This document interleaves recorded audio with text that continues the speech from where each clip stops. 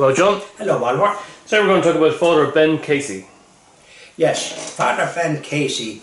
I recently viewed an interview by an EWTN, which is the Eternal Word Truth Network, which is a TV station that's available in this country and practically nearly throughout the world now, or even in different countries with different languages. Started by in 1981 in the US by Mother Angelica, a poor Clare nun, but very into the business of trying to promote the Catholic faith in a more modern way, and she's done it very successfully with little or nothing. And this EWTN is world renowned and a great station to view, where you get the truth. Now, Father Ben Casey, which obviously would be of Irish extraction, or Irish parents would have been Irish, a very excellent speaker and a superior general in the US of the Fathers of Mercy. These are priests, and there's quite an amount of them, and they are involved in the EWTN as regards spiritual advice, and produced, and they are often in programs, but they give missions in Catholic churches throughout the US. Now, Father Ben Casey was excellent. Part of the reason for the missions and the success of the missions is that the Catholics have become lukewarm in America because of the poor sermons or the poor homilies delivered by priests who are trying to be politically correct all the time, and that's not the message that the Catholic Church promotes. You're obliged to save your soul if you're baptised and make your Holy Communion confirmation. The baptism is a sacrament, confirmation is a sacrament, and the confirmation is to make you a soldier of Christ and give certain graces, the Holy Spirit, providing that you try to follow what it is. But if you don't hear the message from in the church when you do go to Mass, well then you're not aware. So Father Ben Casey and Fathers of Mercy do these missions, and it usually lasts, they introduce themselves at Mass on a Sunday and are there then until Friday, and have confessions as a very important aspect because people haven't been going to confessions, and they preach fire and brimstone. Now that's a slight exaggeration, but they sort of reignite the faith that's there, because if you don't hear the message, how are you going to know what to do? If you get a lukewarm message and you get nothing about the issues that are affecting society that you see in schools and in the media, what have you, if you're not informed and with conviction, well then you're not going to be much use at defending the Catholic faith, because you don't want to offend anybody. Mm-hmm. We're not in this life to please everybody.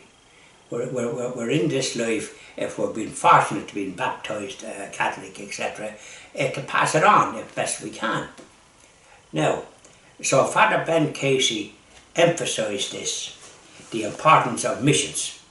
Now, the Society of the Missioners was started in France in 1808, around about the time of the infamous French Revolution, which was secular and certainly anti-Catholic 100%, and murdered Catholic priests, nuns, bishops, condemned the practice of the Catholic faith, and murdered over 30,000 Catholics in the Vendée in France, which is an area kind of in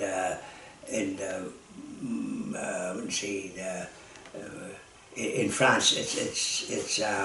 It's up near Brittany, that direction, but it's in the place the Loire. It's an area. France is divided up into regions, and they're more there because the faith was very well practiced there, and they wouldn't agree with what was being imposed on them. Now, as a result of that French Revolution, this society was formed. They had only 5 and they were expanding, but they were expelled. And now the only country that they're in is the US, and they're providing these missions. Now, in the Catholic churches in France, which have been, a lot of them have been desecrated by extremists of one kind or another, Muslim extremists, humanist extremists and various other sort of bands. And I'm not hearing nothing about people being arrested and charged with this heinous crime. Now,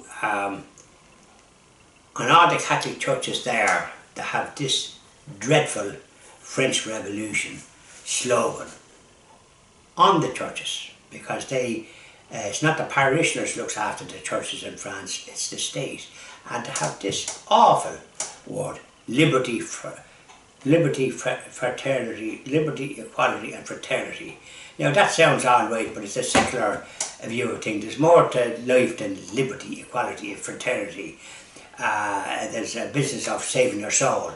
There's a business of doing right from wrong. The French Revolution did a lot of wrong. The famous Daniel O'Connell witnessed the French Revolution there and swore that he'd never go down that road. That's why he was successful in bringing in Catholic emancipation in this country. And as a result of him being successful, it also applied in the mainland of Britain. They hadn't got Catholic. They couldn't. They suffered persecution as well.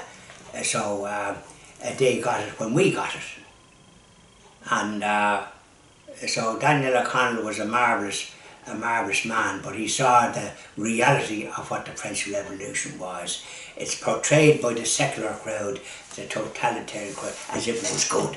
It was quite the reverse. It was savage, and it resulted in this nonsense that's now in Catholic churches, liberty, fraternity. They have an awful cheek. And I noticed there last night a news item on the EWA10 that I was looking at, where was it in the paper this morning, wherever it was, I saw Elton John, who's a singer and a person that's homosexual in the full sense of the word, and here he's in France getting the Legion of Honour, and President Macron is holding his hand. It's the queerest looking photograph I ever saw, and it's kind of, I just said, liberty, equality, fraternity. I wish if I was in France I'd be fighting to get that phrase away from Catholic churches. Nothing got to do with Catholic churches. Keep their paws out of it. They're not looking after them properly and protecting them. I don't hear anything about people being arrested for what they've done to these Catholic churches, interfering and putting graffiti in the most holy places. So it's an awful situation in France at the moment. Now, as regards to missions in the US, it's been highly successful. And so now in the US, as regards abortion, which was introduced by the Supreme Court in that country in 1972, because they don't have a constitution in the sense that they can have a referendum like what they did here, and they voted for it here, the only country in the world that voted for abortion and same-sex marriage to their eternal shame. But in the US, the court did it. Now various states in the US are banning abortion, and over 50% now, I believe, of the politicians, and in some states nearly all the politicians are pro-life. So it's a big change from what it was some years ago when Obama was president. He was a pro-abortion gentleman. And of course President Trump is pro-life and his Vice President very much so. And of course he's getting a lot of stick from the media. We can expect Boris Johnson in the UK to get a lot of stick as well. Anybody that's doing right, when you see the media against them, you know they're doing right. If the media is for you, you know you're doing wrong. So in this country, there's a sore need for missions. I live in Oldcastle, County Meath. There's only been, as far as I recall, in the past 16 years or 17 years were there, one mission. That's not enough.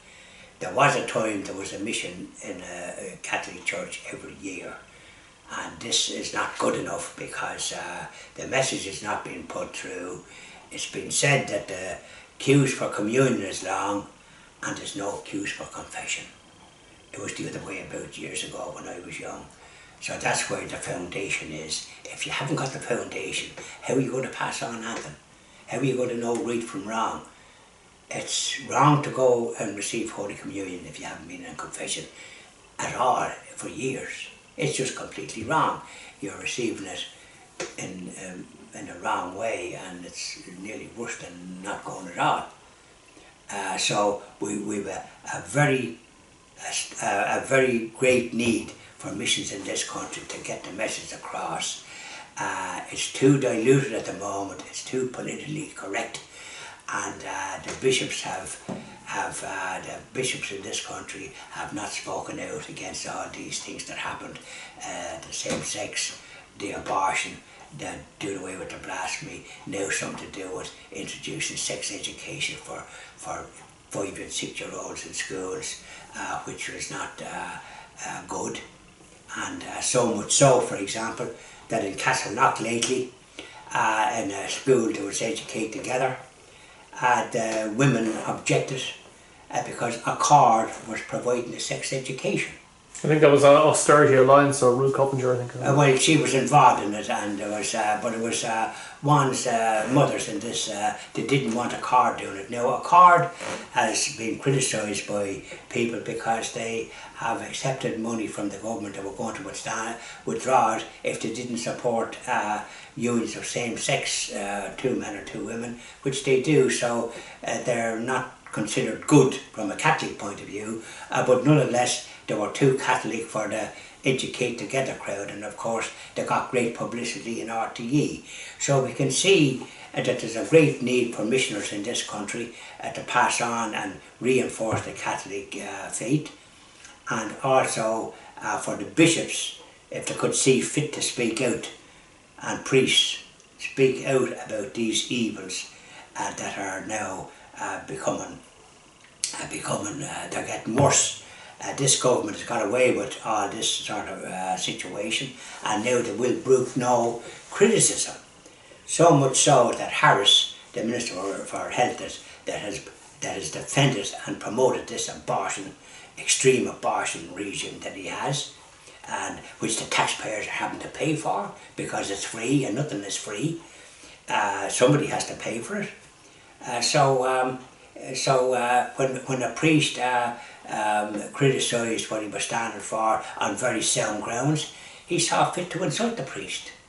And as a matter of fact, so that's how out of touch, and he talked about the man upstairs and all the rest of it. He's an awful cheek. He should repent publicly for what he's been involved in. And this is what we have to put up with in this country, and our shepherds are not speaking out.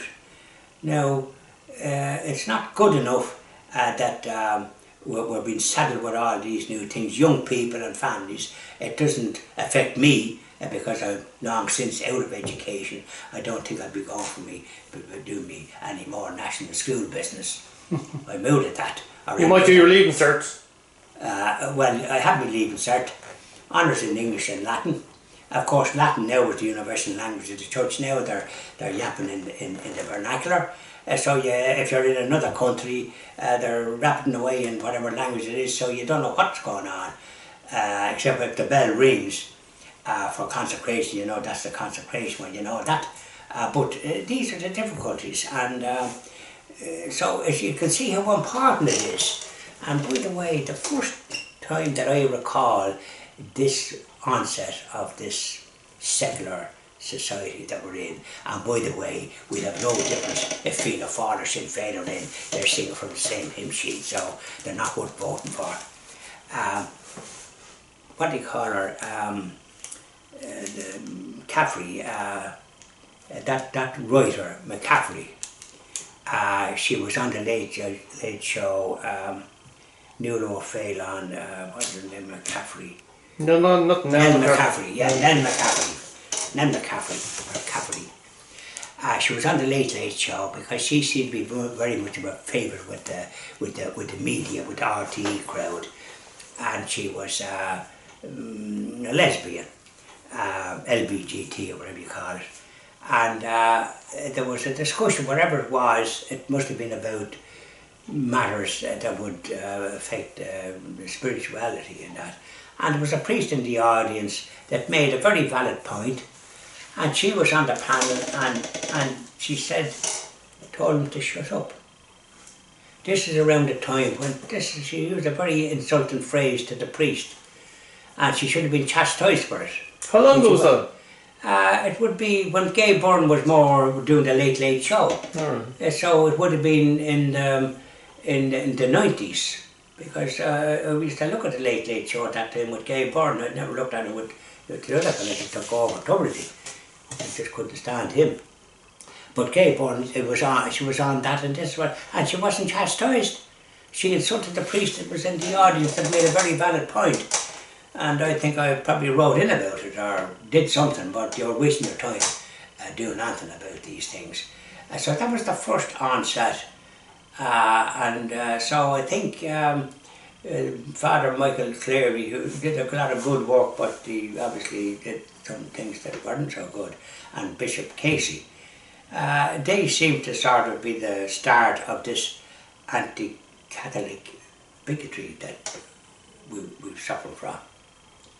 Because definitely the media supports anything that sort of criticises the faith, and the bishops should speak out, because by them saying silent, they're getting worse.